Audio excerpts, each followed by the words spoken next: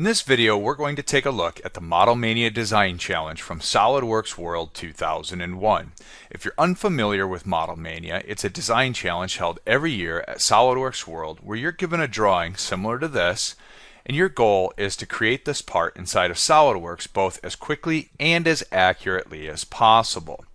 The real challenge, however, is once you're done with that, you'll be given a change such as this, which you'll have to make. You don't know what the change is going to be until you're done with the first part, though. So that creates a little bit of a challenge in having foresight into the design intent. Let's go back to the original drawing. Now I want to point out a few things. The first thing is, unfortunately, a dimension was missing from the drawing. The width of the rib going down the middle of the part should have been listed as 12 millimeters. Secondly, the counterbore called out here really should have specified that it was a counterbore for a socket head cap screw, though you could have used any counterbore you wanted to in that case. So when we take a look at this, the next thing we want to do is look at how we're going to approach modeling this. Keep in mind that this drawing was created in SOLIDWORKS 2000 for SOLIDWORKS World 2001. So the tools that are available today might not have been available back then. So you can really approach this in infinite number of ways. And the way I'm going to show is just one of those ways. So the key characteristics we want to look at here are going to be, there's one really tricky part to this design. It's the 64 millimeter and 146 millimeter that are defining the location of this boss on the outside of this part here. Those are probably going to be the hardest thing to capture. So let's go ahead and dive into SOLIDWORKS and get started. I'm actually going to start with a mounting plate on the back. This is one of the easiest pieces to go about creating. Now I'm going to draw a rectangle and I'm going to specify that this is 64 by 96 millimeters. Now I used a rectangle with center line, so it makes it really easy to snap the middle of this to the origin. Though keep in mind, you could have just selected these two entities and chosen midpoint if you're not using SOLIDWORKS 2015. The reason we do that is so that once this feature is created, our right plane falls right down the middle of the part. And we're going to use that for drawing pretty much the rest of this part. So let's go ahead and get started. I looked at this and there are a variety of ways we really could have defined this. And I'm going to approach this one way. You could have approached it many different ways. I'm going to start by drawing this line coming out and this line up at the angle. I'm going to go ahead and take the time to put the 15 millimeter radius down here in the bottom. And now what we really want to do is we want to capture that angle that's coming out of there. I'm going to do this using a construction line or a center line coming out right here. That is really going to represent the center of the boss, which we're going to be focusing on here in a minute. I want to capture this angle of 45 degrees.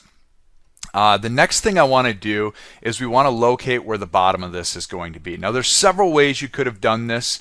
You could dimension this center line. You can draw the geometry here. We'll take a look kind of at both of these here. I'm going to start by locating this point using those dimensions we're given on the drawing, 146 and 64 millimeters. Now the sketch is still underdefined, and that's this distance. The method I'm using here does require a little bit of math. And the bottom to the top here in this case is going to be, if we look at the drawing, it's going to be 32 plus 12. And we can just type that in to that box there. Now what about this length? That's really defined by the diameter shown in section AA, the 64 millimeters. And we can capture this by dimensioning from the endpoint to the center line, and when we cross that center line, we can define this as a diameter value, 64 millimeters. Now what I'm going to do at this point is I'm going to take this sketch and we're going to use a thin feature extrusion.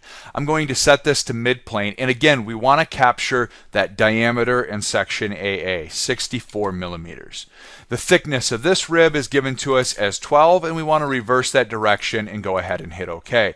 So how do we get that arc? Well, this is a great place to use the full round fillet inside of SOLIDWORKS.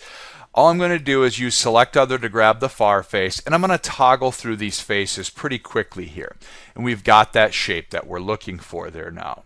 Now here's where the center line that we created really comes into play. I'm going to turn that sketch on, and you'll notice I can go about drawing this circle on this bottom face right here. And we're going to define this in this case as 52 millimeters. And when I extrude this for the depth, I'm just going to pick the endpoint of that construction line. So that's one way you could have gone about doing this. I'm going to undo pretty much all of that which I just created. And we're going to go back to this sketch and take a look at another way you could have done this. One of the other ways you could have done this, actually I wanted to keep that dimension in here. I undid a little bit too far. We want that to be, it was 64. We could have offset all this geometry, the 12 millimeters in this case, and chosen select chain in reverse and flip that to the other side. So now we have this 12 millimeter value. Now in this case we do want to close off the ends. And what we're doing here is we're going to eliminate the need for this 44 millimeter dimension, and we're going to define this the way this actually should be called out. We're going to change this from a construction line to a solid line in this case. But notice what it's done. It's changed this back. Actually, let's go ahead and throw a center line back in there. The real value of the center line is the ability to define these diameter dimensions like so. And so we're missing, the distance down to the bottom. So how do we capture that? Let's actually go ahead and finish this up by closing this off. Now here's where things get really interesting. I'm going to go ahead, I'm going to overlap my profiles. That's going to be okay. We're going to use selected contours anyway. And we'll make that 32. And we need the diameter here, in this case of 52 millimeters. So now what we have is, instead of thin geometry, we have pretty much everything in this one sketch right here. So let's look at how we'll approach this now. This time what we're going to go ahead and do is I'm going to start with a revolve feature. And let's go ahead and choose revolve. And you'll notice I can just pick the regions I want to use. And we're going to deselect this thin feature, and I'm going to, instead of doing a 360, I'm going to do a mid-plane 180 degrees right there. Then what we'll go ahead and do is we're going to reuse that same sketch, and I'm going to go ahead and choose to do an extrusion, this time using this region.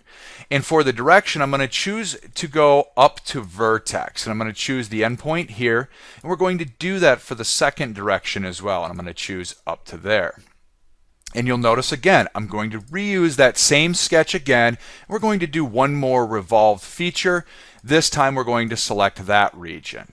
So you can see two very different approaches to tackle the same design problem, whatever method you prefer to use. The second method required more geometry but no math. The first way required us to figure out a couple of the dimensions. So let's go ahead and now let's look at the rib that kind of goes down the middle of this part. Again, I'm going to do this on the right plane here, and this is basically an offset from this inside geometry. Oop, not spline, let's choose offset. 26 millimeters, and we're going to choose the edge here and the arc here and reverse those out to the outside. Now you'll notice when I go ahead and I create a tangent arc off from this, it fully defines it, but there's a dimension of 55 millimeters that's been given for this arc right here. And in fact, if I try to put this, it says this will overdefine the sketch. Do you want to leave it driven or driving? And the reason is this line, because of the way we offset it, is initially meant to be vertically up and down. I'm going to go ahead and say make this dimension driving, and notice all I have to do is nudge this a little bit. Actually, let's do it the other way. Let's break this first and then throw the dimension on. And that takes care of it there. So we've got that profile. What we're going to do in this case is use the rib feature. And here's that dimension that was missing, the 12 millimeters. And for the direction of the rib, we're just going to flip that arrow to the inside and press OK. There's now the need to apply some fillets to this. Actually, well, there's a hole that could go in here first. Let's do that while we're at this point. Let's drop this hole on. That's going to have a diameter of 32 millimeters, and we're just simply going to cut that through the entire part. Now, the fillets in this are a little unique in that sometimes it's good to have foresight. I'm going to actually create these in a way where some of the fillets might not solve later on. So keep that in mind. But I want to show you a fast way to add fillets by selecting unique geometry such as faces. A lot of people default to grab edges, and edges are great They get you what you're looking for, but notice how many times I have to select here to get exactly what I'm looking for. I'm going to deselect those edges in this case and instead choose this face. And that's going to get me the bulk of the fillets. Now I know that if I select this, it's not going to solve because of how that terminates. That's fine. We just need to do that as a second fillet feature here. And I'm going to go ahead and grab this edge again. And now we get the fillets solving kind of the way we want up and around that corner. Those actually do look like they're the wrong radius. They're supposed to be 2, so I'm just going to click on those values and change those. Let's do this one more time here. Let's grab the value and change that to 2. So we have that. The last thing we need are the counter bores. So I'm going to go ahead and select this face and grab my hole wizard tool.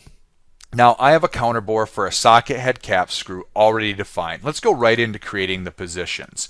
And I'm going to look at this part. Now I'm going to drop the first point, and we want to dimension this symmetric about the center line. So a great way to do this is, again, use a center line tool and then simply select all this geometry and choose mirror entities. What that does is it ensures that both points are always the same distance from the center.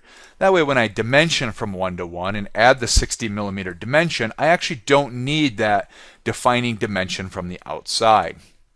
Finally, let's go ahead and add the dimension off from the bottom of 32mm and confirm that. So we've got our part done. We looked at 2 possible ways of creating the geometry. Now we're presented with the change. So when we look at the phase 2 drawing, unfortunately in SOLIDWORKS World 2001, they didn't give just the change dimensions. They gave us all of those. So this presents a bit of a challenge. We kind of really got to go through and double check our work in all of these cases.